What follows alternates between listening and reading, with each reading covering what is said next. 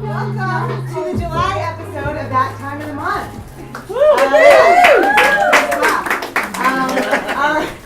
That was pathetic. Not you, me.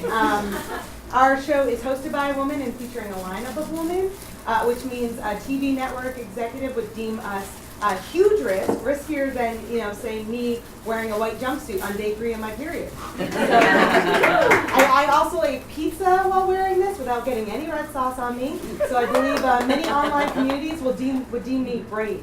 So, yes, thank you. I accept that. How was everyone's 4th of July? Yeah, kind of weird, kind of awkward. Yeah, I wasn't sure what to do. I felt like I had to kneel every time I saw a $5 Old Navy flag tank. It's a little awkward time to be proud to be an American. But I actually went to Canyon Lake. It's kind of a little west of here. It's about an hour and a half. And to give you some context to how different Canyon Lake is from Austin, you know how Austin has that graffitied wall that says "I love you so much" that everyone's trying to take pictures of? Canyon Lake, their version of that is, for real, a graffitied on an abandoned white billboard that says "I love our troops." That's a real thing, which respect, but no one's lining up to take selfies in front of that. But I was actually there to visit my boyfriend's family, and they are Jewish and also Texan. So when it comes to casual racism, they can take it, but they can also dish it out. Which, I get. I'm Middle Eastern, but also Catholic. So, I've been there. But despite our differences, they embrace me as one of their own. Our people, same problems, different deserts. So, or same deserts, depending on what religious text you look at. But, yeah, I have to say, my favorite person from their family to interact with is their sweet, loving grandmother, because she is an OG Southern belle, which means that the casual racism turns into formal wear racism. We all it up a little bit. And she's just a very interesting character. She's very sweet to me.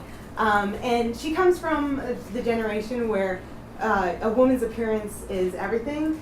So I guess just modern day media. And so every time she sees me, she feels compelled to give me a compliment on my appearance. But she always does it in a way that reminds me that I'm a little bit browner than them. So she uses very interesting adjectives. And to give you some context and contrast, she is a very slender, fragile, frail, elderly woman. And I am not that. So my body is brought to you by depression, whereas her body is brought to you by the actual depression. Not a lot of sweet ritual to go around back then. But so she'll use these words. She'll start up the first time she met me. She was like, "Oh my God, Spencer, your girlfriend is so voluptuous." And then the next time she was like, "Oh boy, she is one exotic looking lady." And I feel like we're just one more room temperature glass of Prosecco away from her just saying, "You have dick sucking lips." She's not wrong. But the best is when she gets together with her sister, who's just a duplicate of her with more money. And one time they met me and I had straightened my hair, and they saw me and they're like, "Oh my God, it's Cleopatra herself." And which okay, close, Middle East, Egypt. But is that really the most recent pop culture reference that you're oh yeah, Cleopatra, I loved her album with Nefertiti. That track with Cleopatra was really good. But in other news, President Fartface Trump picked his supremely disappointing Supreme Court appointee, Brett Kavanaugh. And sadly, the worst part about him isn't even the fact that his name is Brett, the official name for boys who used to snap your bra undone in homeroom every day.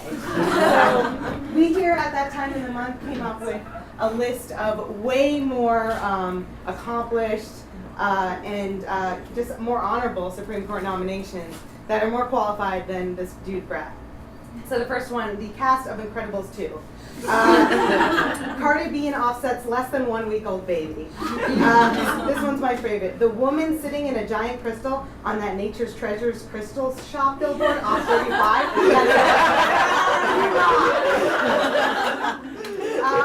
Next one, that giant crystal she's sitting.